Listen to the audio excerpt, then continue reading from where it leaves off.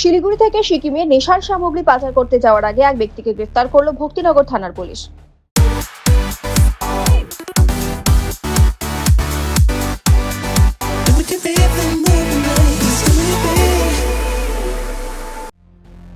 ধৃতের নাম দীপেশ তামাং, সিকিমের বাসিন্দা। পুলিশ সূত্রে জানা গিয়েছে, দীপেশ তামাং একটি ব্যাগে প্রচুর পরিমাণে নিষিদ্ধ কাপ সিরাপ, নেশার ট্যাবলেট নিয়ে পাচার করতে সিকিমে যাচ্ছিল। ইস্টার্ন বাইপাসে সিকিমগামী ট্রাকের অপেক্ষা করছিল ব্যক্তি। খবর পেয়ে অভিযান চালায় ভক্তিনগর থানার পুলিশ। গ্রেফতার করা হয় দীপেশ তামাংকে। ধৃতের কাছ থেকে উদ্ধার হয় 2664 পিস নেশার ক্যাপসুল, 180 পিস নেশার ট্যাবলেট এবং 19 বোতল কাপ সিরাপ। ধৃতের বিরুদ্ধে এনডিপিএস অ্যাক্টের আওতায় মামলা দায়ের করা হয়েছে। গোটা ঘটনার তদন্তে পুলিশ।